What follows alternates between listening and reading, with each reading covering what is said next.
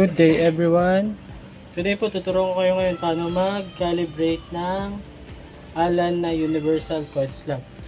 So ano yung mga kailangan nyo kapag magka-calibrate kayo ng Universal Coil Slot? Bali ngayon ang gagawin natin is for centralized na coin slot. So hindi natin kailangan ng piso. So kailangan na natin 5 piso, 10 piso at saka 20 na buo, no? Dahil computeran to, ayaw natin yung papiso-piso. So gusto natin 5 piso lang, 10 at 20 lang yung hulog nila. So simulan na natin. Unang kailangan nyo, syempre, Allen na Universal Coin Slot, no? So ano yung laman nito is yung kanyang, ito yung kanyang itsura, no? Yan. Universal Coin Slot na Allen. Tapos, syempre, meron siyang kasamang yung saksakan niya, no? So dito yung nilalagay, no? So tandaan nyo lagi yung pula nasa taas. Itong pula.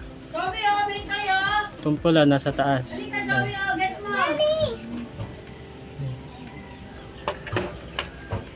Tapos syempre kailangan natin ng 20 na bago. O yung 20 na buo.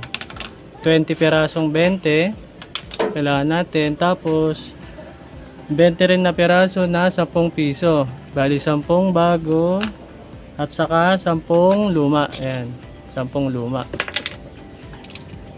Tapos, kailangan din natin ng 20 pirasong 5 piso. Kailangan natin ng ito, 10 pisong bago, ay 5 pisong bago. Tsaka 5 pisong luma. So, total of 20 pesos. Ay, 20 pieces. So, ayan, no? 20 pirasong 20. 20 pirasong 10, 20 pirasong 5 piso. Tapos kailangan din natin ito, no? Ayan. Ito po ay female na adapter. Gagamitin lang natin to sa ating power supply. Siyempre, kailangan din natin ng power supply. 12 volt, 5 amperes para ma-power on natin itong ating coin slot, no? Ayan, itong coin slot. So, una, ayan, pinakita ko na sa inyo yung mga parts na kailangan nyo or yung gagamitin natin, no? So let's start. Ito po yung una nyong gagawin is ito po yung cord nung ating coin slot. So 4 kasi yon, pero yung kulay gray hindi na po natin kailangan niya kaya pinutol ko na.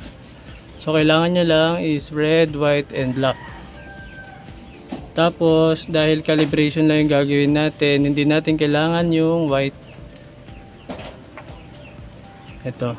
So, bali yung red tsaka black lang yung ginamit natin. So, yung red syempre sa positive. Tapos yung black sa negative. So, pag ikakabit nyo na siya, nasa taas lagi yung pula. So, dito siya. So, kabit natin. Ayan. So, ganyan po itsura niya. Nasa taas yung pula. Bali, ang kailangan lang natin ngayon dahil calibration lang is yung black at saka red. So nandito siya nakakabit. So ayan na yung ating power supply. Ay, ito na yung gagamitin natin. So ito yung ating power supply is ikabit lang natin siya dito. Ayan. Kasi male to eh. Male tsaka female. Ayan. Tapos ayan. So tabi muna natin yung coins natin.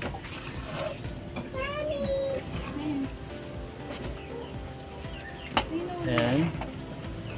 So, saksak na natin yung power.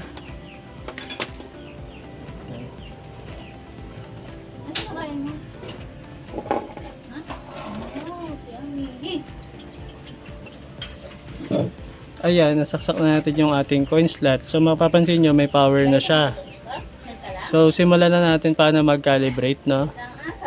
So, una yung gagawin para mag-calibrate ng coin slot is may 3 pindutan yan. Una, ito yung set.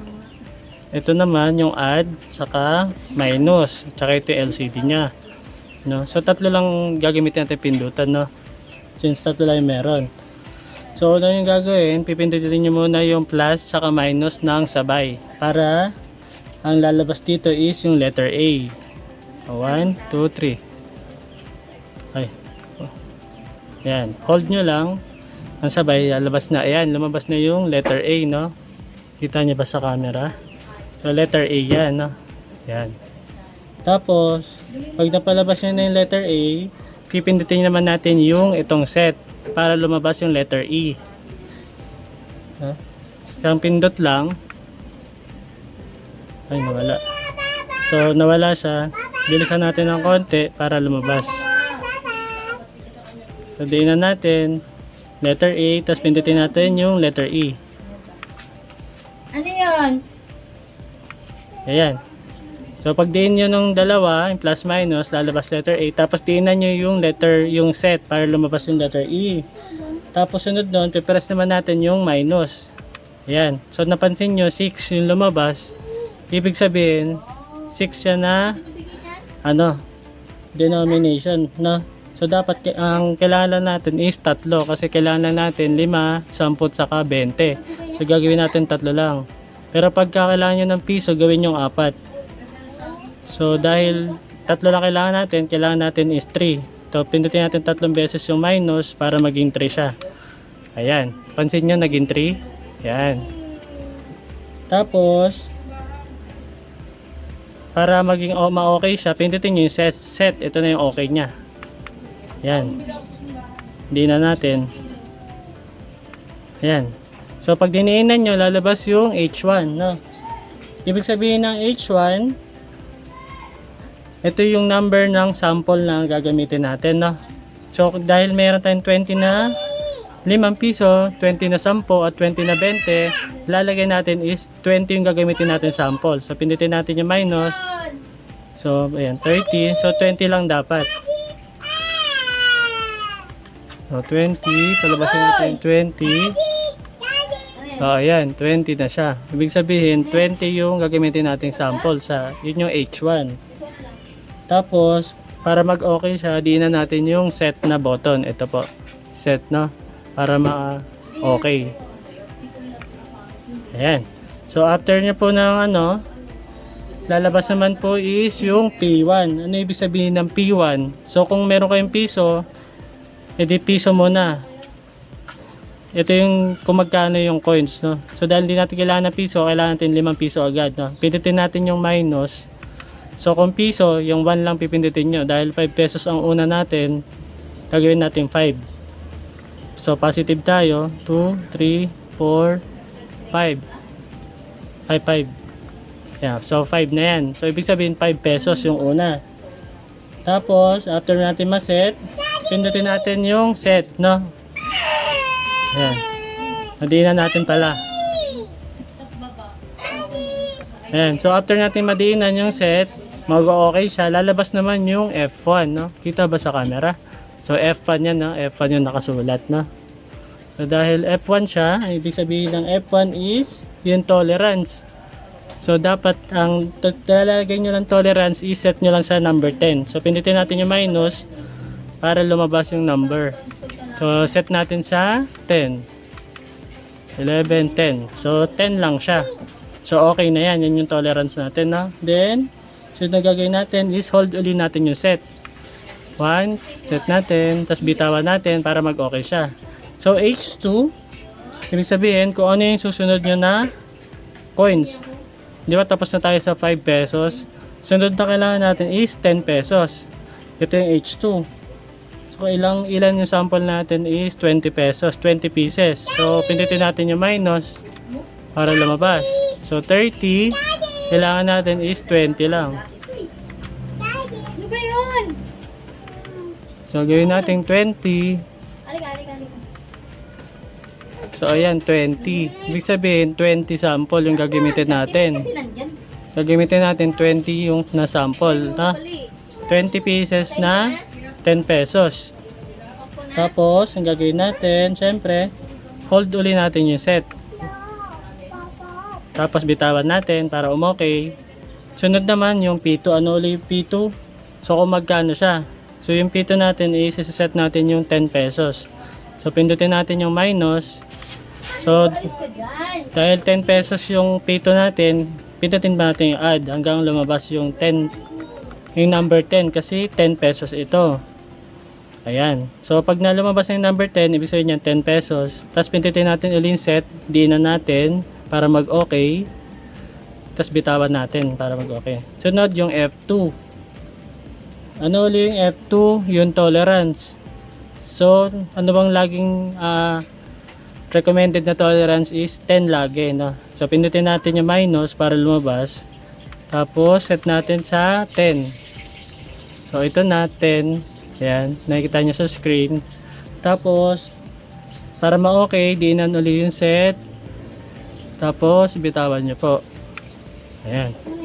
So, sunod, H3. Ano pa yung kailangan natin sa H3? Yung 20 pesos na, di ba? So, kailangan natin sa H3 kung ilan daw yung sample na gagamitin mo. Ang gagamitin natin ay 20 pieces na 20. So, lagay natin yung 20. Pindutin natin yung minus, then set natin sa 20. Ayan. So, number 20 na. Okay na. Tapos, din na natin yung set para ma-okay. Ayan. So, P3. Ano ibig sabihin ng P3? Kung anong coins daw yung gagamitin. So, 20 pesos, di ba? So, dapat lagyan natin dito is 20. So, pindutin natin yung minus para maset natin sa 20. 20 pesos, no? 6, 7, 8. 20 pesos. No? Tapos, i-okay natin. Iinan natin yung set. Ayan. So, F3. F3 na tayo. Ano yung F3? Yung F3 naman is, syempre, yung tolerance ulit. Yung kailangan natin is 10. Set natin sa 10. So, 10 natin. Ayan. So, pag naset na natin, 10. So, hindi na natin ulit yung set. Tapos, pag na-di na natin to is, magbibilig na to. Tapos na tayo sa calibration natin. May yung isang process naman. Ayan, so napansin nyo, nagbiblink siya kasi nagka-calibrate siya. Tapos, sunod naman, ang gagawin naman natin is for calibration na talaga. Ito yung next na process natin. Hold natin yung, yung set para lumabas yung letter A. Hold nyo lang, diinan nyo lang uli, tapos bitawan nyo po uli. So, pag lumabas uli yung letter A, ang gagawin nyo naman is hold nyo uli yung set para lumabas yung A1. Inulit natin set natin A tapos sunod A1 naman. Yan. So kung napapansin nyo, A1 na yung nakasulat. So ang gagawin natin, hulog na daw natin yung 20 pesos, 20 pieces na 5 pesos, no? Hulugan na natin So unahin natin yung bago. Ayan. Tapos magka-count siya. Ayan Magka-count din yan sa gilid kung ilan. So, kailangan 20 na piraso na 5 piso ang ihulog nyo. 7, 9, 10. So, napansin nyo 10. Kulang pa ng 10 pisong, 10 pirasong 5 luma.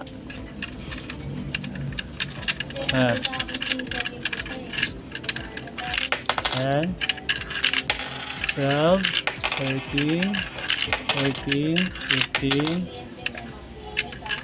16, 17, 18, 19, 20. So, napapansin nyo, 20. So, A2 na daw. Napapansin nyo, A2 na yung lumabas. Ibig sabihin, yung sa 10 piso na tayo.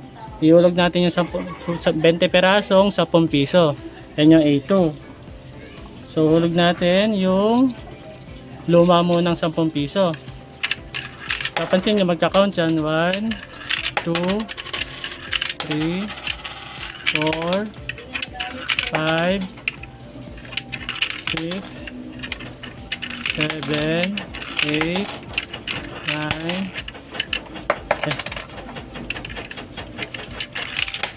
10. So, napapansin nyo, 10. Tapos, hulog naman natin yung 10 pisong bago para maging 20 siya. So, 11, 12, 13, 14, 15,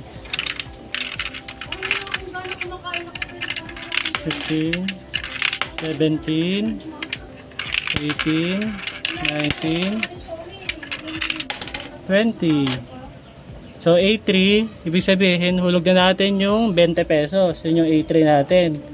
So, kailangan natin 20 peraso na ganito, 20 pesos na buo, no? So, umpisahan na natin. Balik natin. 2, 3. Yan. Pag ayaw lumusot, ibalik nyo lang uli. Hanggang ano siya. Yan. Balik na rin nyo kung ayaw. 4, 5. Kasi binabasan ng coins yung itsura ng mga barya. Luma at saka bago. So, another 10 pieces ng 20 pesos na buo. Ayan. Ayan. 12, 13, 14, Wow! 16, 17, 18, 19. Kuha tayo isa pang 20 rito. Ayan. So 20, kung papansin nyo, nag-blink na siya. After na mag-blink, bumalik sa 0, ibig sabihin, tapos na yung pagka-calibrate natin, no? Pwede na natin bunutin sa saksakan at i-testing na sa ating bendo or sa centralized na coin slot. So, yan na, okay na. Thank you sa panonood. Pa-like and subscribe na lang po. Thank you.